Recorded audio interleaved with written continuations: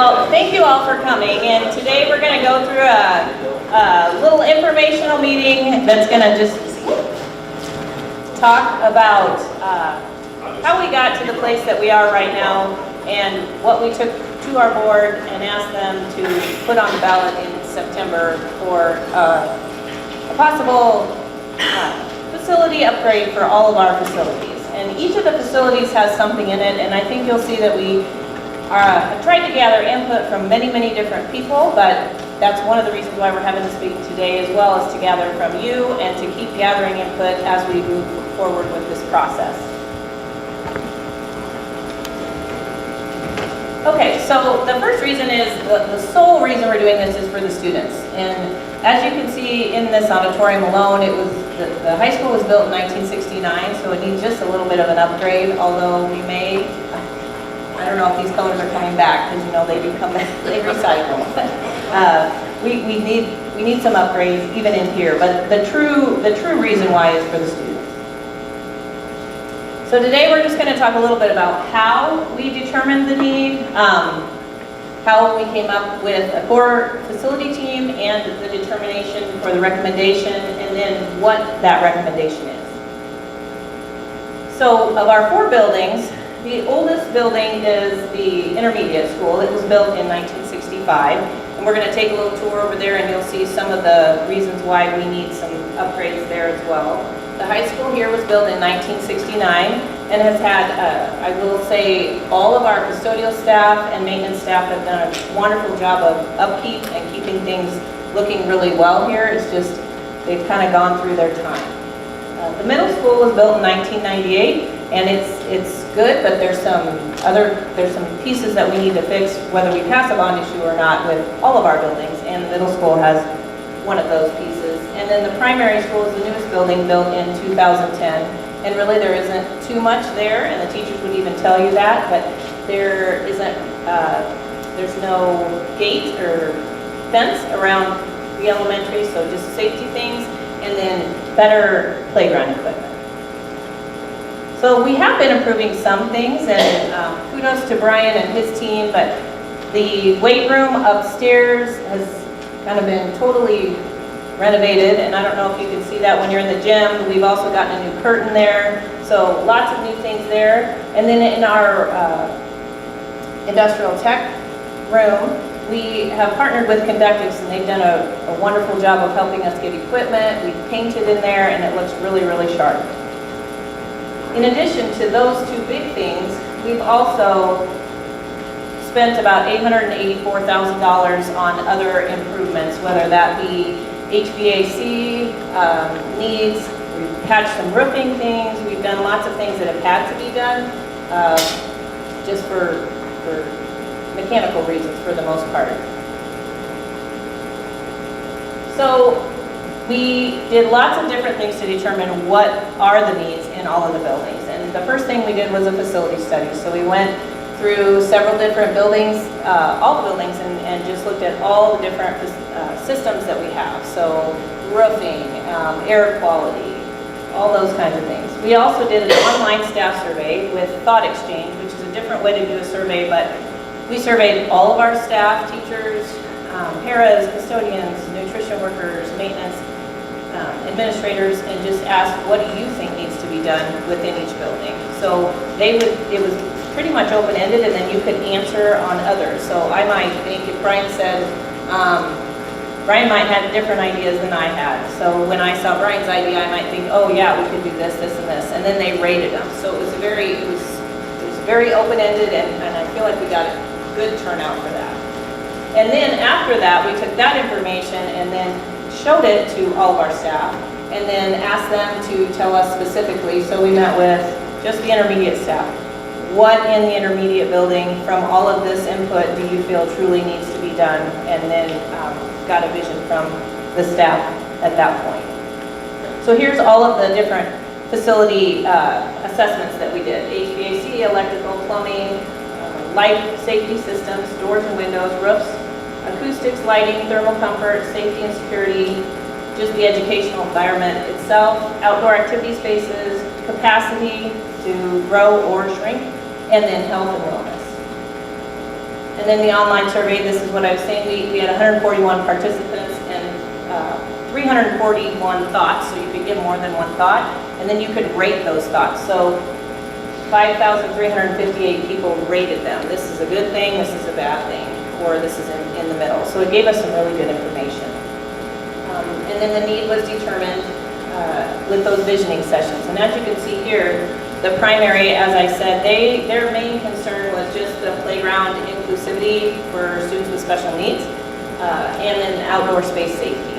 And then the intermediate, just the conditions, and when we go through the tour over there, you'll see some of those, the playground improvements, the infrastructure in general in the building, the temperature, ventilation, improved learning environments, and just upgrading it to a 21st century educational model. The middle school has some heating and ventilation updates that need to be done. For example, there's no air conditioning in the middle school gym. So air conditioning in the middle school gym, and then looking at just being able to regulate that a little bit better. Some rooms are super cool, some are too hot, so just the regulation of that. And then there's quite a few different leakages on the roof. So our roof assessment was we needed a roof. And then the high school was all classroom updates for the most part. All of the classrooms in the high school are made with metal walls, which in its day, as Brian says, were that was the thing to do, and then they were built that way so that you could move them and create different spaces, but they've never been moved. They don't insulate sound very well, and they don't. They haven't adapted to our technology needs. As you'll see one or two outlets maybe in the entire room. So when all the kids have computers, it's difficult to even plug in a computer to charge it. The auditorium, right here where we're sitting, is another upgrade that needs to be done. And then just modernizing the teaching spaces and the library, opening it up and maybe having it look more like a 21st century learning environment. So the core facility came to a recommendation. So first, like I said, we took teacher input and all staff input, and each of these on here is the building's recommendations. So then we took those building recommendations from the teachers to the core committee.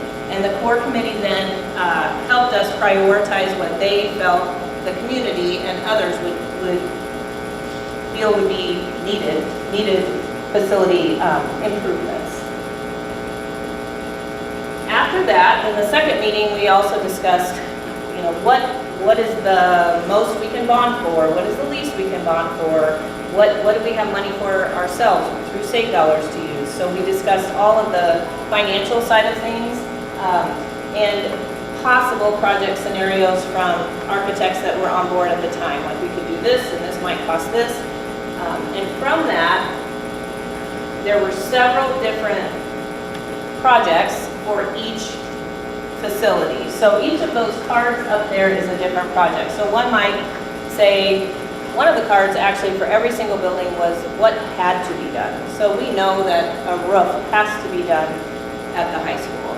So a roof and some HVAC things, and what was the cost of that. So what had to be done, bottom line, whether we pass a bond issue or not. And then cards had other things on them. So for example, one of the things was renovating just the science rooms at the high school. What would that cost? Or renovating the library and opening this up, what would that cost? And then we had a committee of about 25 people, and they were from the community, they were from the school, they were from all over. And so we split the group up into groups of 4 and 5, and each created our own scenario of what each group thought was the most important and was fiscally responsible. And then in that bottom corner, like you can see at the top there, there's the groups working together, and then on the bottom right-hand side were each team's ideas for what they felt would be the best bond project to take to the community. After that, we shared all of those out, and surprisingly, many of them were very similar, and there might have been some tweaks here and there. So the next meeting, we just came to a consensus from all that. So we didn't really end up with anybody's specific project, but we were very similar, and we came came to a consensus of what we felt was the most important. And from that, this is what we found. So on the first one on the left there is the primary building. So again, accessible playground and just fencing around there to just make sure balls don't roll out in the street or kids don't run out in the street. At the intermediate, we went back and forth and had some really good discussions, but we felt that to either renovate was very similar cost or it was a little bit less cost than to actually build a new intermediate section. And it also would allow us to not have to get portables and to relocate kids during the renovation. So the recommendation for the intermediate building is that we would build a new building on the side and where the playground is now, and then kids could still stay. We can build that while they're still going to school. At the middle school, there isn't too much because it's a newer building, so required maintenance there, and then to renovate the media center to make it look a little more modern. And then finally at the high school has the biggest project, and it's to renovate most of the classrooms on the first and second floor, and we're going to take a little tour of those today too. And then to renovate the auditorium, to renovate the media center, and to revise the entrance for safety reasons. As we go on our tour today, you'll see when you're in the office, you don't have a line of sight to see who's at the door. We do have a buzzer in, but you still can't really see what's going on. So, and then just to do a Hall of Fame stretch that would go all the way down from here, all the way where a lot of the public is seeing things and renovating that. So here are just some things, some examples if we would renovate at the primary and do a new playground. These are some of the accessible pieces that can happen there. And the intermediate school would be approximately 45,000 new square foot building, and it'd be grades 3 through 5, with 5 sections each. As you can see there, the existing building is over on the left, and then the new building would be out the other way, and then they would reconfigure the playground. It would add more neighborhood style classrooms, so I'm going to show you a few pictures here of what that looks like. We did go on a tour of several different new constructed and renovated schools in Iowa, and this is one of the classrooms there, and as you can see, that looks like a garage door right there, opens and shuts, open into this common area that's out. So this would be like 2 or 3 third grades all together. So, and their classrooms open up to make one big classroom if needed. So if you're a third grade teacher, if you have a team of teachers and they want to teach, maybe they're teaching multiplication and they're going to do it together, you can open that up and teach it together or close it and do things otherwise. So just more flexible space for instruction. Here's another, those are those doors there that I was talking about, so you can see in there, and then there's just a lot of light. And what you'll find here as we go through, especially the high school, is there's not very much natural light at all, and I don't know how, but even just using more windows and light brightening things up will help at the high school level. The middle school, the main focus that you would see that's not under the ground or above the ground would be the media center. So this is one example, and then here's another. So just brightening it up, adding some new furniture and spaces for kids to read and enjoy in the library. And then at the high school, here's a picture of the auditorium that we're in. And when you do take pictures, I don't know if you guys have, I'm sure you have, but there is yellow at the ceiling, so everything is yellow. And that's a true picture right there. And the renovation, they would want to, they're suggesting that if we would want this, but we would just have onboard ramps on each side here instead of this in the middle. And keep the stage the same size as it is, and then just do some new seating and some other things in the auditorium. Right, and we're not handicap accessible. I mean, you have to go around and back up, so it would be handicap accessible. And I will say the architect that did work with our group and anyone on our facility committee that wants to share too, she's very much about the arts and was very excited to get to possibly look at renovating an auditorium. She's super excited about it and said that the size of our stage is much bigger than most, and not even close to what a new stage would be if you put one in. And this increases the seating as well.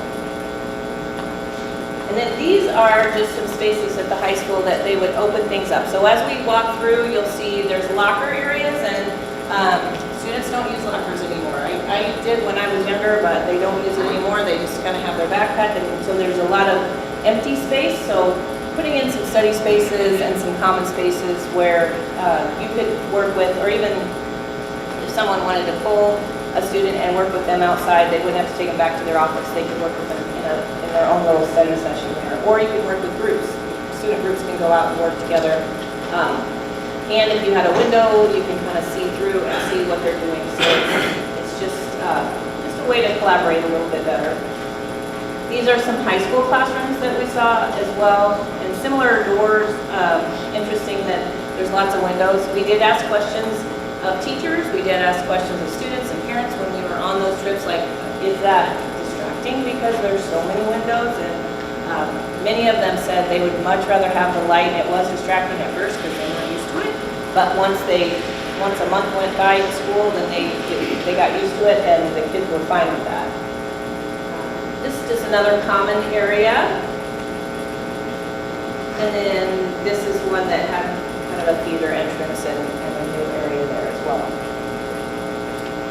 So our recommendation was to do those things: the high school renovation, first and second floor, media center, auditorium, and then all of the required maintenance at the high school. The middle school, the required maintenance, and the media center again, and then the new intermediate classroom.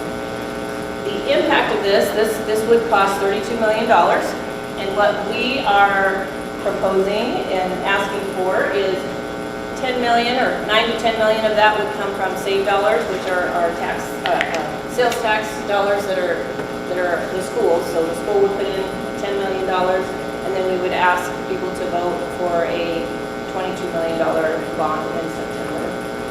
From this general obligation bond, it would add $2.33, and for an average house assessed at $100,000, or if you're at every $100,000 for your house that's assessed, it's about $9.37 a month. And for the farming community, it's an average of 27 cents an acre a month. And this shows how we compare with schools in the Hawkeye 10 and their levy rates. So right now we are at that $12.30, so we're kind of on the lower end, below the state average at $14.28. And if we are able to pass this bond issue, we would still be in the middle of the road there at $14.60. So we would still be kind of just in the middle of the road, a little bit above the state average. So the timeline for this is that we would, in September, we'll have the bond issue, the vote on September 13th. And then after that, if it passes, we will begin to do the design phase and ask parents and teachers and staff and community members for input on what they feel we want the design for. Because right now we're looking at things kind of at about a 15,000 foot view, and we have to get down to the details of what everything will look like. So that would be the design phase. And then the hope would be in summer of 2023 that we would start the renovation of the high school and also start the renovation of the intermediate school. And then in summer of 2024, the second phase of the high school and the middle school would be worked on then as well. And then we we also always have to put in that you never know if it'll get done, so you might need that extra summer. So our next steps are basically just to listen to the community and understand what questions you have. If you have any concerns, we definitely want to know those, and we want to listen and understand, and then just have additional informational meetings as we keep moving forward. Get the word out to everyone just to explain what we are hoping to accomplish here, and then just to gain overwhelming support, if possible, to pass the bond issue in September. Do you guys, if you were on the core committee, would you stand up so we can let people know? I should have done that at the beginning, sorry. So, lots of great help on the core committee and many extra hours. So, thank you.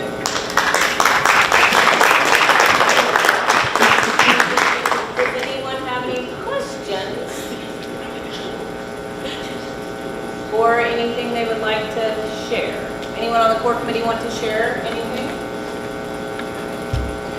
Matt? Yeah, so for those of you who don't know me, Matt Worthy. So I'm a boiler inspector for an insurance company. I cover Western Iowa. And a large piece of my clientele is the public school districts. So all those districts in the Hawkeye 10, I go to their facilities and then some. I know one of the ones that some of the board members visited, which I thought was a great example, was Sioux Center.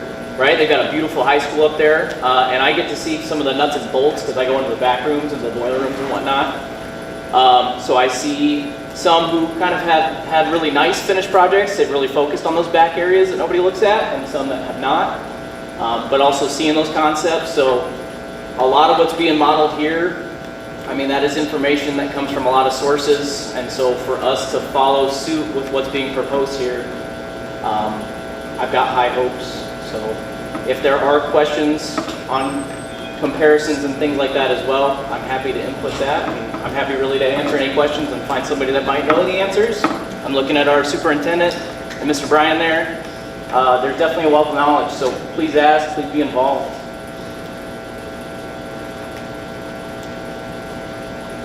Anyone else? Thank you, Matt. Yeah.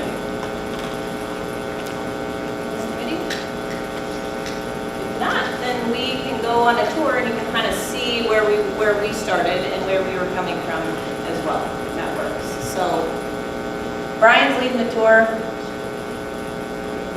Hey, we're putting him on time limit. So where do you want us to start? Well, let's just start here in the auditorium. So I'm gonna let you. The big thing with the auditorium is and I think Jenny hit on a lot of it, is right now the only handicapped accessibility we have is we have to take them through the band hallway and bring them out onto the stage. And conceptually what we were looking at is we have the access to the stage would come from the side, and then they would revamp the seating. We looked at a lot of different things in the auditorium. You know, you can do a lot in here, but when you start changing the level of the stage or something like that, that's where you really start. You're going to change the level of the stage. What ends up happening, you have to change the whole sideline. So we tried to use good parts of what is here, and that it definitely we need some help in, but the sound system in here is not very good. You actually you can hear the buzz. That points that out. The chairs, I'm going to buy a whole row of these when I get rid of them. But they're just a little outdated. But really, the infrastructure in here, and it just needs some work.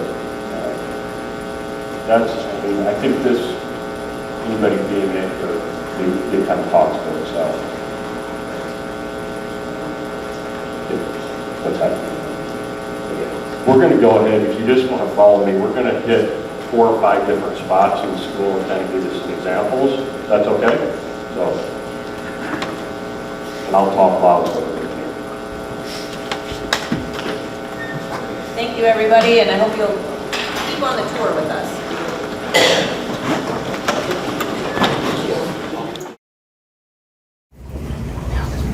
So one, we took a lot of input from both the staff and the committee, and one of the big things that came out of it is security concerns. One of the things we don't have here, we do have a buzzer system, but when you see conceptually in any school that's, I will say, newer or been renovated, one of the things with security is having a line of sight for somebody that enters a building. Well, as you can see, there is absolutely no line of sight here. So conceptually, there's no way, any way you can move this, because there's a stairwell here. So the thought would be, in order to attain that line of sight, that we would put the high school office over here, because then you can attain a line of sight to the doors. Patrick could probably explain it better than I, but what you do then is there's an entry vestibule, which that way people have to go through the office, be buzzed in, have to go through the office in order to get into the building. So it makes it that much more secure. And then obviously there would have to be some, if you put the high school office there, you're going to have to do probably flip-flop that. So, and the other thing is, I'm not going to walk you all in there, but our nurse's office is, let's just say, very inaccessible. You have to go into the high school office, go down a narrow hallway, and it's down in the narrow hallway. There's no access to it. So that would also have to change in some way.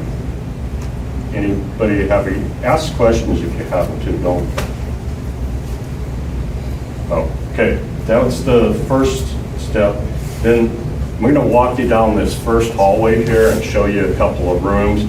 Most of the rooms in the first floor are similar.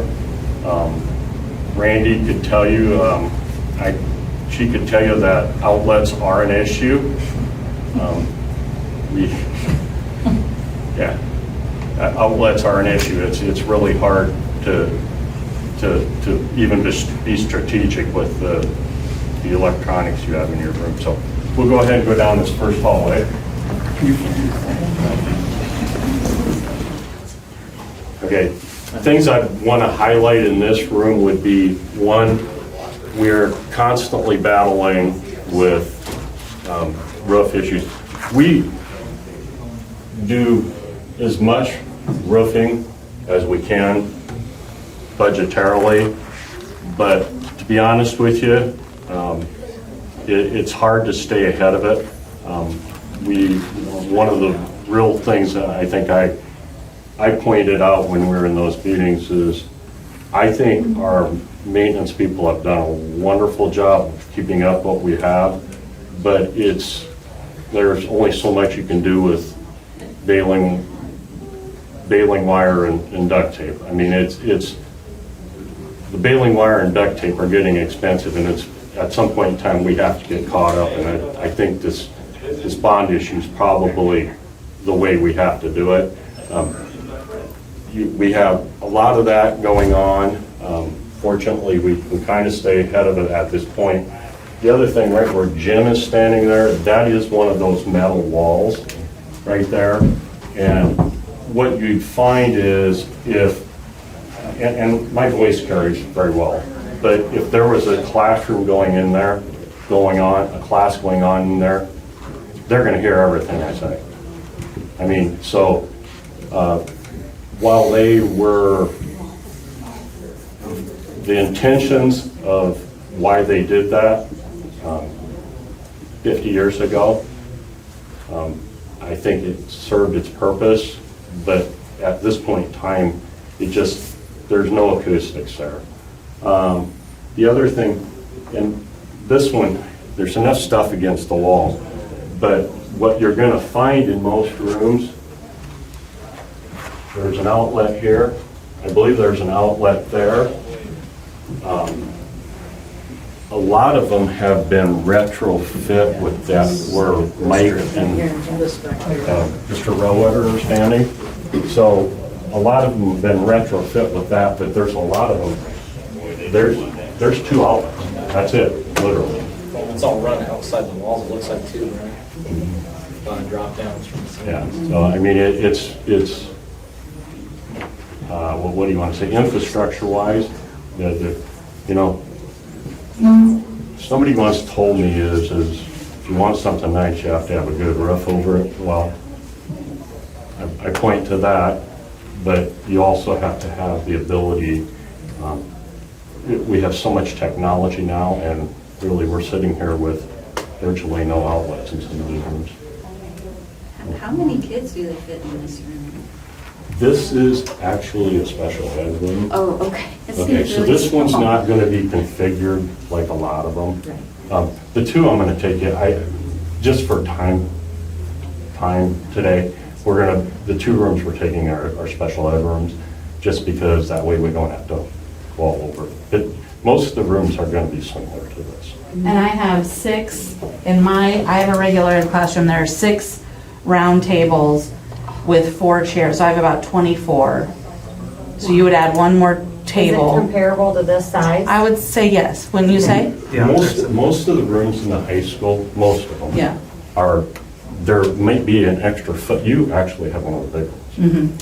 And 24 is kind of the average. I mean, we have, I know Lisa Hagemeyer was housing about 28 to 30 in her classroom down the end of the hallway, so, and she does the round tables too. Not everyone does the round tables, some you'll see your traditional desk, but even those, I mean, just the size of kids anymore, I mean, we have kids, some people who will stand up and take the whole desk with them. I mean, honestly, it is just, I mean, that's why I went to tables. I'm like, we gotta, like, give them some room to move, and, I mean, but some of those are the same desks that when I was in school here, the same exact ones, 30 years ago, so. Brian, throughout the high school, then, all the interior walls are metal? Yes. Pretty much, or outside walls block, is that construction? You'll have a few, like mine has the drywall, only because I was the far wall before the middle school was built. So initially I had the windows like that looking out to a parking lot. So that wall for me is drywall, but that's rare. That's only because the middle school was built. Here and there. Yeah. I mean, there might be 1 or 2, but most of them are gonna be all metal walls. What's the beadboard in here for? Why is there beadboard on it? I just thought The paneling there? they wanted it Yeah. to make their classroom look homier. Yeah. What is that, block? It was actually There? leaks. It's Leaks. paneling To cover over leaks. block? Is that Oh, what- great. It was to cut, it was, the stuff was peeling, the paint was peeling, it was a mess, and I think there was debate, and that's like what to do, and that's So what. Brian, what's the solution to the metal panels? Put in block walls? Is that the idea? And again, I'm not one of the designers here, but, so you're probably a little on my league, but what they would probably go is with the traditional stud walls. Stud walls, okay. Yeah, probably metal stud. I'm sure you could ask Patrick when we go Yeah, out. we can, And there's also, for some reason, like in the inside, like, this one's a different baseboard, but some of them, they used to pop off, like it was almost a tracking type, like, and so there's lots of rodents. Oh. Rodents hide, like, and they can tell you, like, but that's where they make their little, So yeah. that might be. So you hear them sometimes a little scurry. Oh, yes. You can see it in some rooms, but they have done, like they said, they've done a lot of updates to try to make what we have as Yeah. the best that we can, and so those things, but that is the reality of it. And then Patrick can answer the question about what will they do when they take the metal walls down? Yeah, so they're not gonna go back in the exact same spot. At this point, we don't know exactly what the design is gonna look like. That'll happen after we know that people want to do this, but the walls, it'll either be metal stud and gyp insulated in between so that the sound transmission is much less than it is right now. It might be block. It just depends on what it needs to be. So we're not gonna go back to metal walls. Okay, then we'll go ahead and I'll show you one other room. The other room we're going to show you is, this is an example of one that has virtually no.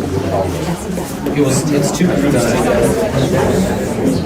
So this is another example of a room in the high school.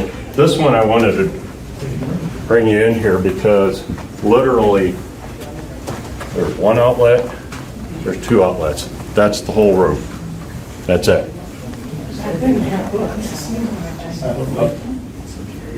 Is there another one back there? I missed that one, I'm sorry. I would say 3 is probably typical. I would guess 3 is typical, unless something has But, been.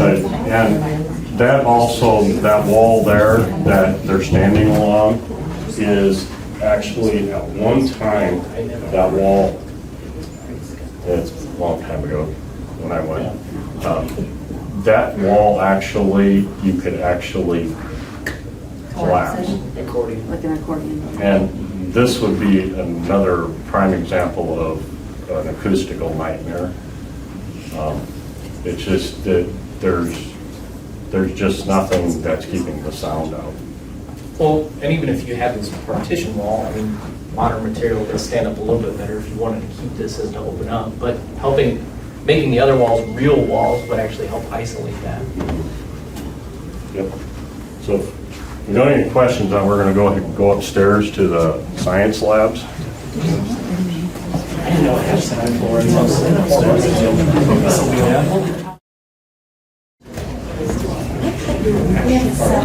So I don't really think I have to talk much in here.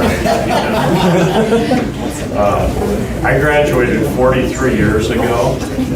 I remember that room. This stuff is all original. This is exactly the same. There's a lot of safety issues in here. Honestly, the old pods that they're using here, that's really not how a modern science lab is going to look. They have, one of the things I know that we saw conceptually in some of the buildings that we toured was the flexibility and what they do, what they would probably conceptually want to accomplish in something like this is if they wanted to have a larger class, that some of these walls could actually be to where you could open it up into another classroom. It just made, I think the example we saw in one of the schools, Jen, I was just going to say that, yeah. They said, okay, so if you're, and this is at an elementary, but if you're teaching 5 times 5, it's 5 times 5. It doesn't matter who's teaching it. So it gives a chance for them to co-op, teach if they need to.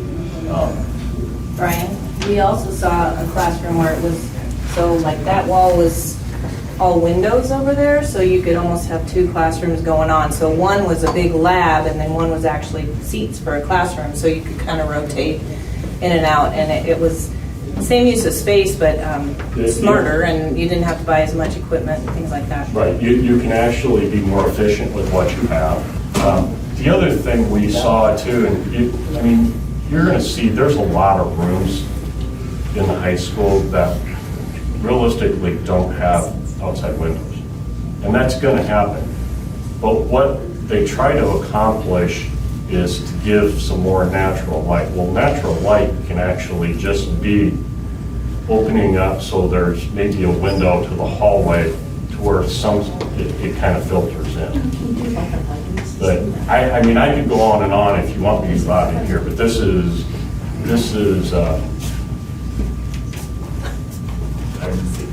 they're probably not, it's not real safe. It's not 21st century. And the faucets are all dripping. Oh, wow. Well, it is dripping. Oh, man. Is there an average class size? But, you know, Randy touched to that. You're going to, I can actually, when we had the COVID scare, we had to do the social distancing. So actually, I was in every classroom in the district. And typically in the high school, it'd be 24, Randy-ish. Yeah, I would say 24. I mean, if you get below 20, that's a great, nobody complains about a class less than 20. Yeah. But I would say most, around 24, I think would be an average. 20 to 25 would be, and that's based upon the depth. I can actually, because trying to figure out how you social distance 24 seats in a classroom. So that's Exactly. that would be pretty typical. And I know the superintendent mentioned that you're getting some numbers as far as enrollments in the future. They're working on it. Actually, we're supposed to get it this week. Yeah, we're supposed to get that information this week. Yeah. So anyway, in the interest of time, we'll keep moving. I'm assuming Jenny, we want to finish the high school before we go across the street? I think so, yeah. Okay, so we're going to walk all the way down to the other end of the building. Tour coming in. Video coming in. I've never been in here, guys. It looks the same as it did 20 years ago, I can tell you that. But the tile is the same for sure. No, the whole works is Actually, no. We didn't have these, though. Yeah. These are new. okay. Maybe not. These are new, those are new. But that tile floor. The lockers are the same. We had my cooler than you is. When you got school issue swimsuits, you got some of the pool. Well, the school still had a pool. That's why you're proving how old you are. I know. You didn't have to swim. Did you? No, it was torn out right before I entered high school.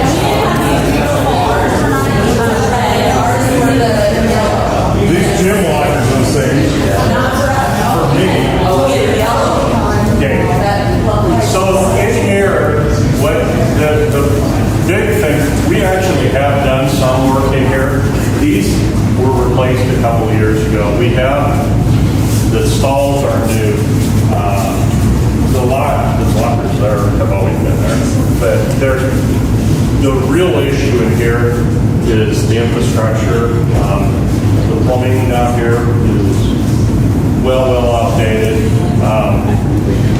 Really, actually, I think that the notes here basically say we have privacy issues in several of them.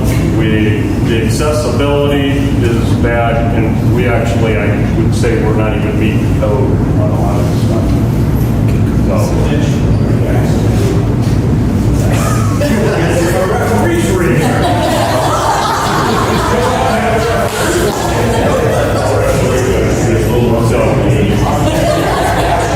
Kenny, is there any other things that the real issue is the showers and the infrastructure? That's the Yeah, I think that's the main thing. And then just looking at when visitors come and do we have enough space for them and understanding where we could put. Yeah, and if we have a boy and a girl basketball game, we can't have everyone in a We block. could actually these are block walls, but there are ways that we could create more use. Yeah. I guess is what we're trying to get. We've done some polishing up out here. We did spray and paint all the walls. We did this, so some of that stuff is done, but the showers are Yeah, and the girls was similar, so, yeah. a lot of leak slopes. How many concrete are right here? There are three. They're all, they can't be connected. They can connect if you actually physically, if you wanted. I think you could actually make it to four. But they all have the same shower. This is going to be pretty simple. Okay. Hey, Yeah. like say a basketball game, or a lot of public people with weather, where is our emergency? Yeah, that'd be a big point too. Availability and Okay, we're going to go ahead and go across the street then, intermediate.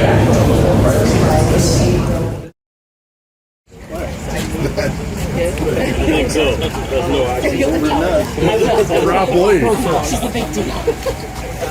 I don't know about him, he's probably older than you. So just so everybody knows, this is not a prop. It still operates, kind of.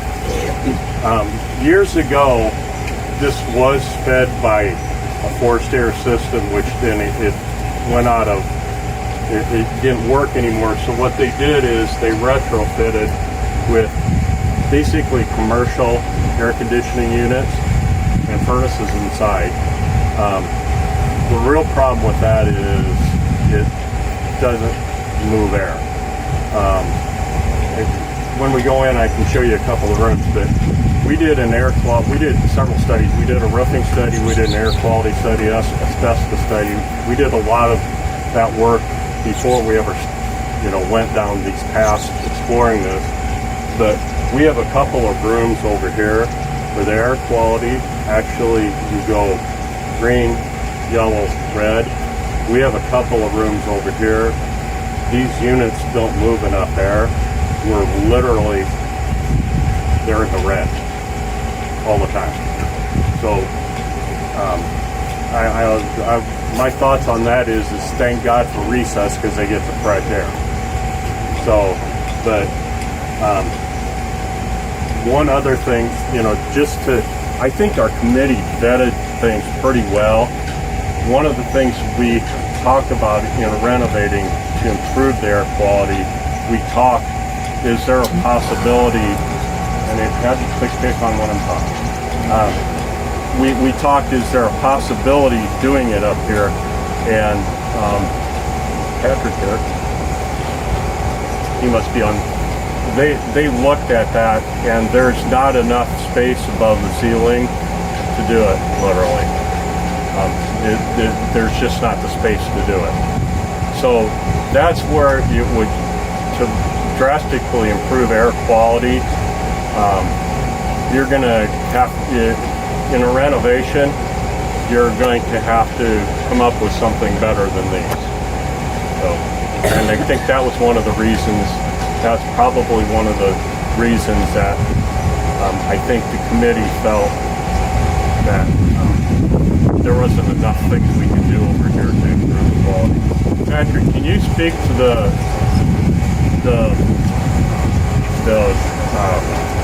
when we talked about, moving the air through, we couldn't do that with the present building, right? So right now there's no drop ceiling. Like in the high school, there's the ceiling tiles, and you've usually got a couple of feet.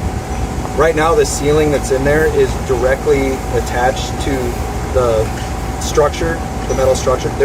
So there isn't space to run any ductwork. So yes, you could run it down the middle of the hallway and in the rooms, and it wouldn't be hidden. It'd be industrial. So it could be done, but is it the way that you want it to be? The cost efficiency just wouldn't be there. All right.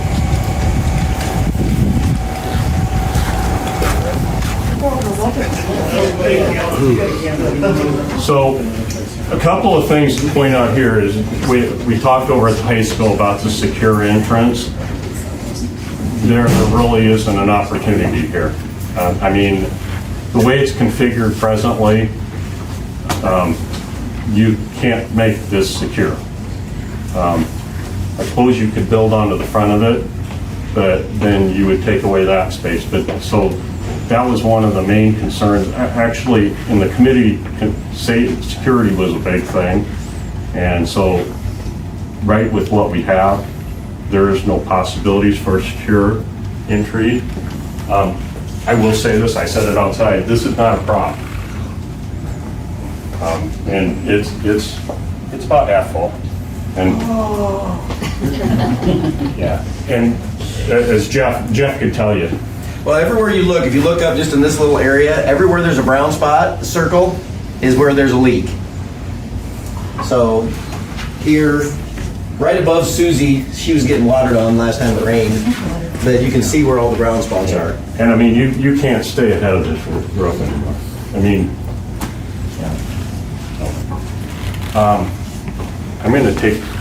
I'm sorry you're gonna have their cleaning rooms, so you're gonna have to dodge stuff. We're gonna go down this hallway.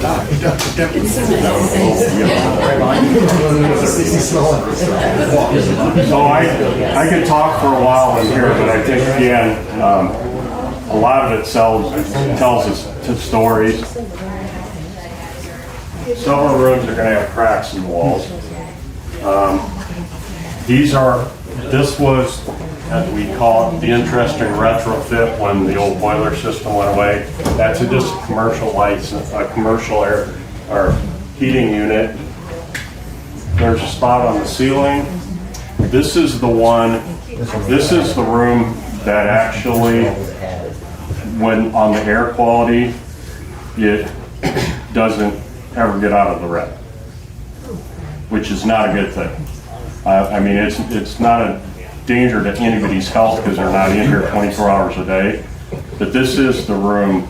This room, they said, is the most poorly ventilated one in the district. So.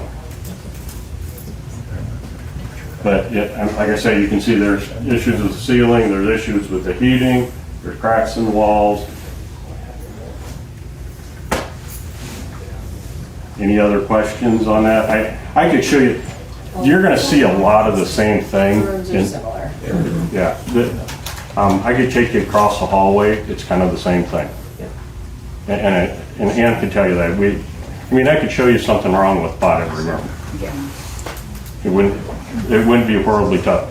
The other said, and I don't think we can all fit into the restroom. One thing we should talk to about is, like, some of the classrooms can't all run their projectors at the same time. Like third grade all tries to run their projectors at the same time, and it blows a circuit. It blows a circuit. Yeah, and we have that at the high school. There's certain things that we can't run simultaneously without blowing a breaker.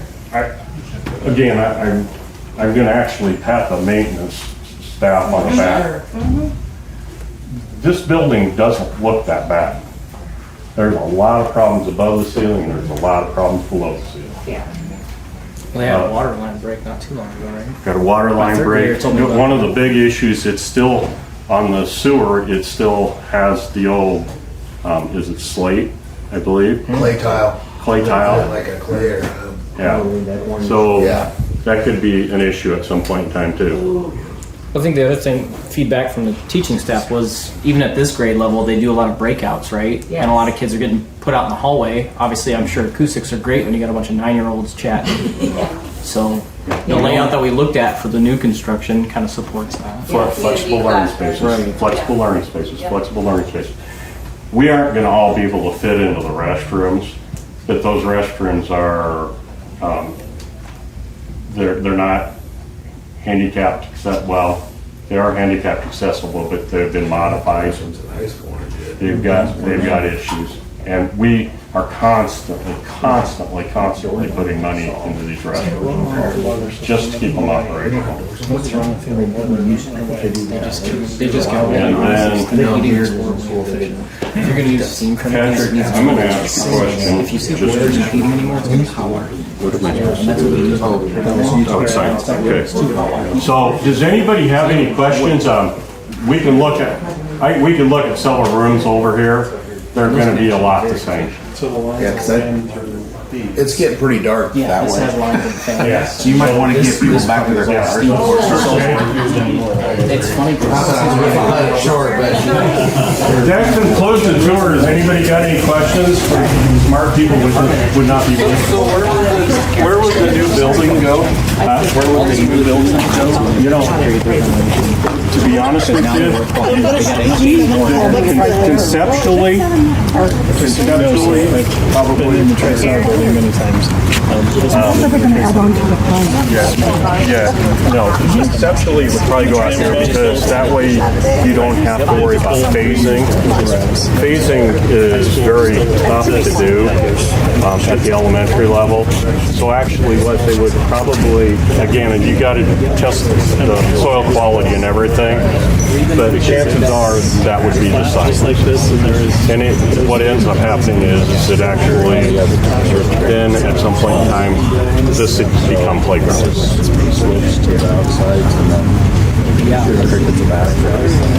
Any questions? I'm all done. All right, thank you. Thank you, Brian. Thank you. Appreciate it. Thank you, Brian.